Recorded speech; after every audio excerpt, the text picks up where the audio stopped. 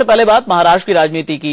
महाराष्ट्र की राजनीति में नया भूचाल आया है। कांग्रेस के वरिष्ठ नेता ने विधानसभा चुनाव से ऐन पहले पार्टी का साथ छोड़ दिया है और वो वरिष्ठ नेता है नारायण राणे। नारायण राणे ने महाराष्ट्र कैबिनेट से इस्तीफा दे दिया है। उनके इस्तीफे की वजह मुख्यमंत्री से नाराजगी मानी जा रही है, लेकिन हालांकि उनका इस्तीफा नामंजूर किया गया है। ये इस वक्त की बड़ी खबर है। बड़ी खबर ये कि मुख्यमंत्री पृथ्वीराज चव्हाण ने नारायण राणे का इस्तीफा नामंजूर किया है। नारायण राणे जो पिछले कई दिनों से नाराज चले आ रहे थे, नारायण राणे जिनका ये कहना था कि महाराष्ट्र में कांग्रेस को नेतृत्व परिवर्तन करना चाहिए।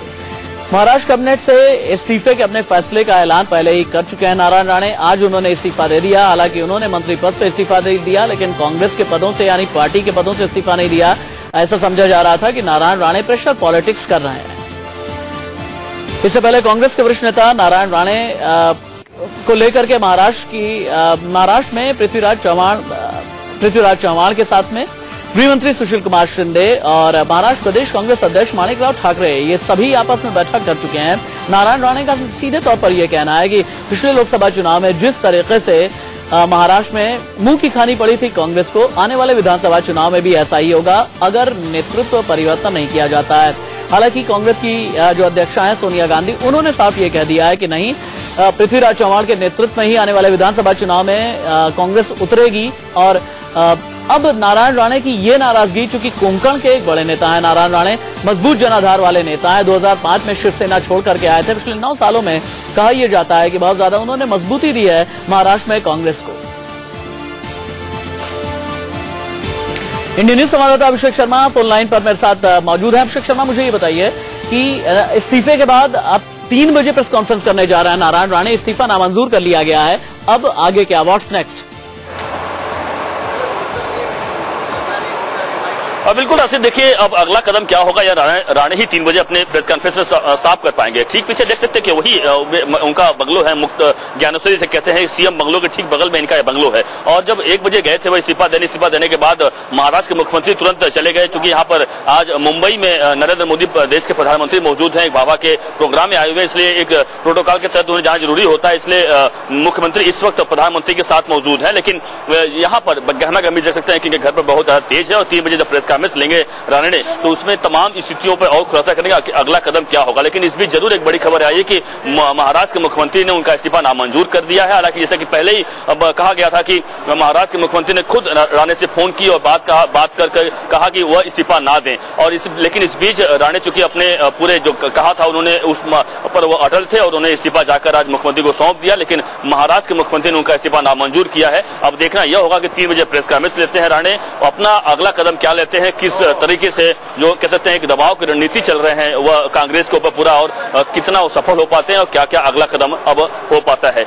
राशिद, चलिए बने रहिए मेरे साथ। अभिषेक शर्मा, आपके पास आएंगे लौट करके, लेकिन कांग्रेस को आज 3 जो बड़े झटके लगे हैं वो हम दिखा रहे हैं। महाराष्ट्र में नारायण राणे ने इस्तीफा दे दिया, असम में शिक्षा मंत्री हेमंत शर्मा, उन्होंने इस्तीफा दे दिया। उनके साथ बताया जा रहा है कि 20 से ज्यादा विधायक हेमंत शर्मा के साथ में हैं, जो कि नाराज हैं तरुण गोगोई से। जम्मू कश्मीर में वही चौधरी लाल सिंह है, पूर्व कांग्रेसी सांसद हैं, उन्होंने इस्तीफा दे दिया है। तो तरुण गोगोई से जम्मू कश्मीर में वही चौधरी लाल सिंह है, पूर्व कांग्रेसी सांसद हैं, उन्होंने इस्तीफा दे दिया है। तो कांग्रेस के लिए ये 3 बड़े झटके हैं। लोकसभा चुनाव के बाद ये बहुत बड़ा झटका माना जा रहा है, महाराष्ट्र से, असम से, जम्मू कश्मीर से।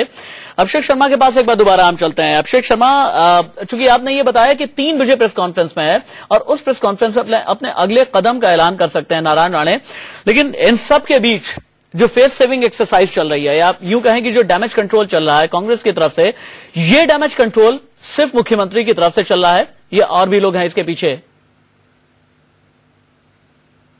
देखिए इसमें और भी लोग राशि जरूर है कि कनके राणे को मनाने की कोशिश जरूर जारी है। और इस वक्त हम बंगले पर जो मौजूद है, तमाम उनके जो समर्थक हैं, नारायण के समर्थक, वो भी इस वक्त यहाँ पर मौजूद है। बल्कि थोड़ा सा हम उनका दृश्य दिखाना चाहेंगे, कैमरा पर्सन कहेंगे अगर दिखा सकें आपको कि तमाम गेट से लेकर और तमाम जगहों पर उनके कुछ इस वक्त समर्थक जो है यहाँ पर लगातार उनका आना जाना लग रहा है। और कुछ लोग इस बात को लेकर भी कह सकते हैं संतोष कर रहे हैं कि राणे ने जो फैसला लिया है वह फैसला काफी सही है। लेकिन जरूर जो इस बार कह सकते हैं महाराष्ट्र के मुख्यमंत्री और साथ ही महाराष्ट्र के जो कद्दावर नेता है कांग्रेस के, वह लोग जरूर इनके संपर्क में हैं और इस बात की कोशिश में लगे हुए हैं कि वह मान जाएं और वह इस्तीफा ना सौंपे, क्योंकि अगला इलेक्शन होने जा रहा है और इस बात को जरूर कांग्रेस के लिए खासतौर से एक बड़ा झटका होगा। राणे जैसे दिग्गज नेता अगर कांग्रेस में नहीं रहेंगे, लेकिन लगातार बता दूं आपको जो खबरें आ रही हैं, नारायण राणे इस बात पूरी तरह से मन बना लिया है कि किसी भी सूरत में वह अब कांग्रेस के साथ नहीं रहने वाले हैं, क्योंकि उन्होंने साफ साफ कर दिया था कि जो कुछ भी अब उनका जो कह सकते हैं निशाना वह शुरू हो गया है, वह सोनिया गांधी को लेकर शुरू हो गया कि सोनिया गांधी ने यानी हाई कमांड ने जो कुछ उनसे वायदे किए थे, वायदे पूरे नहीं हो पाए हैं। यानी साफ है कि महाराष्ट्र के मुख्यमंत्री बनाए जाने का जो इनको आश्वासन दिया गया था पहले कुछ वर्षों में, वह लगातार पूरा नहीं हो पा रहा है। इनको लग रहा है कि अब कांग्रेस में इनकी जगह नहीं है और महाराष्ट्र में अगला विधानसभा का चुनाव है और ऐसे में अगर वह कांग्रेस साथ बने रहेंगे तो जाहिर सी बात है कि उनका भविष्य नहीं है, इसलिए अपना भविष्य तलाशने के लिए कांग्रेस छोड़ना उनको बेहतर समझ में आ रहा है। और इसीलिए हालांकि उन्होंने यह भी दबाव की राशि लगातार रखा हुआ है कि वह इस वक्त कांग्रेस में बने यानी पार्टी से इस्तीफा नहीं दिया है, सिर्फ उन्होंने जो इस्तीफा दिया है वह मंत्रिमंडल से ही इस्तीफा दिया है। नारायण राणे जैसे नेता आप बहुत अच्छी तरीके से जानते हैं कि वक्त का तकाजा और वक्त की नजाकत क्या कहती है, और इसी को समझते हुए नारायण राणे ने दो बहुत अहम कदम उठाया है। कदम यह कि मंत्री पद से इस्तीफा दे दिया, लेकिन पार्टी के पदों से इस्तीफा नहीं दिया, एक कदम यह है। और दूसरा यह कि एक ऐसे वक्त में उन्होंने अपना विरोध दर्ज कराया, अपनी मुखालफत की है, जब एनसीपी लगातार कांग्रेस पर प्रेशर डाल रही है कि भैया हमने लोकसभा में 4 सीटें जीती, आपने महज 2 सीटें जीती, इसीलिए हमें विधानसभा में ज्यादा सीटों पर चुनाव लड़ने दिया जाए इस गठबंधन के तहत। अब इस प्रेशर पॉलिटिक्स के जरिए नारायण राणे आगे क्या चाहते हैं, खुद के लिए क्या चाहते हैं?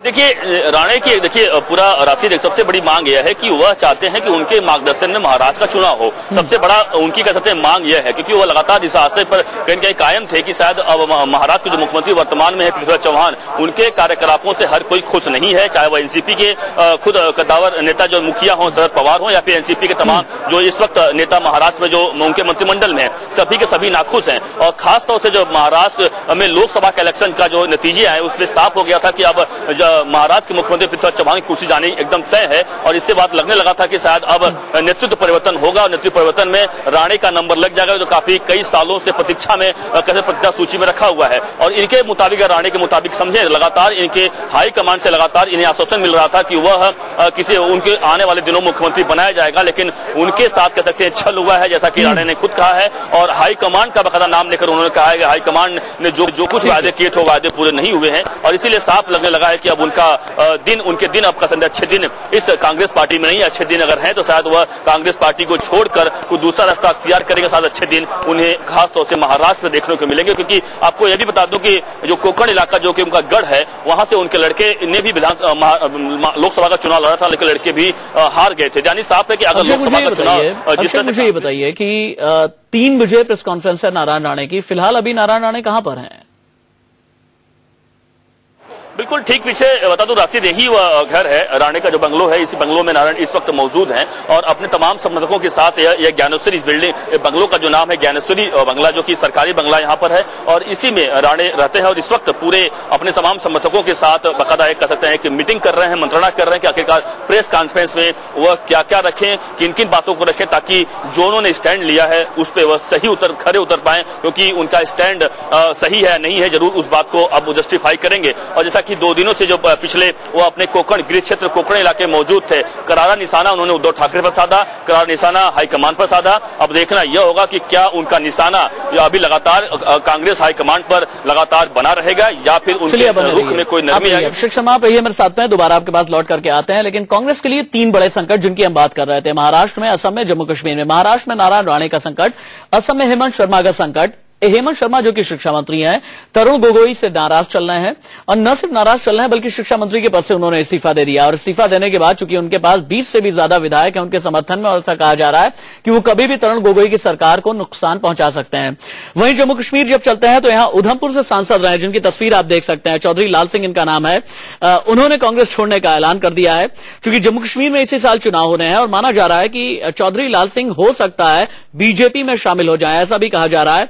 चौधरी लाल सिंह लोकसभा चुनाव में एक पूर्व केंद्रीय मंत्री को लेकर के बहुत ज्यादा नाराज चल रहे हैं, ऐसा कहा जा रहा है। कांग्रेस के एक पूर्व केंद्रीय मंत्री उन्हें लेकर के नाराज चल रहे हैं और कहा यह जा रहा है कि कांग्रेस ने जब लोकसभा चुनाव का टिकट बांटा तो बुरी तरह से उनकी अनदेखी की गई, यह चौधरी लाल सिंह का कहना है। और इसी वजह से चौधरी लाल सिंह ने कांग्रेस छोड़ने का ऐलान कर दिया है और समझा यह जा रहा है कि बीजेपी ज्वाइन कर सकते हैं चौधरी लाल सिंह। 3 कहानियां हैं, 3 तस्वीरें हैं और तस्वीर की तासीर यह है कि कांग्रेस के लिए 3 बड़े झटके हैं। यह झटका महाराष्ट्र के लिए बहुत बड़ा है, इसलिए महाराष्ट्र के लिए बहुत बड़ा है क्योंकि विधानसभा चुनाव होने जा रहा है।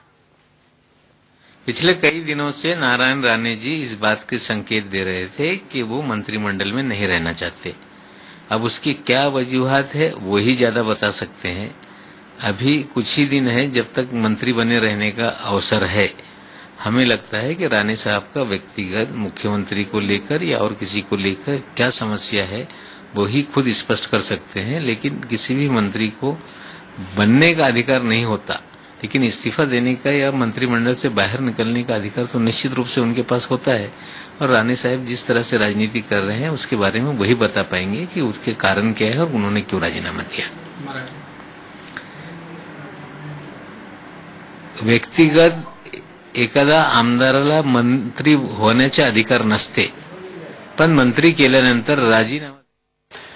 चलिए, ये झटका सिर्फ महाराष्ट्र के लिए हो, असम के लिए हो, जम्मू कश्मीर के लिए हो, ये आज के 3 बड़े झटके हैं। लेकिन इससे पहले हरियाणा में भी बड़ा झटका लग चुका है। चौधरी वीरेंद्र सिंह ये कह चुके हैं कि भूपिंदर सिंह हुड्डा के नेतृत्व में चुनाव नहीं लड़ेगी। यानी कांग्रेस के लिए आने वाले दिनों में झटके पे झटके लगते चले जा रहे हैं। बड़े झटके हैं, चाहे वो हरियाणा हो, चाहे महाराष्ट्र हो, चाहे असम हो, चाहे जम्मू कश्मीर हो। लोकसभा चुनाव में मिली करारी शिकस्त से अभी कांग्रेस उभर भी नहीं पाई थी कि उसे 3 बड़े झटके आज लगे हैं। एक बड़ा झटका पहले लग चुका है। कांग्रेस के लिए महाराष्ट्र में मंत्री नारायण राणे ने बड़ा संकट खड़ा किया हुआ है।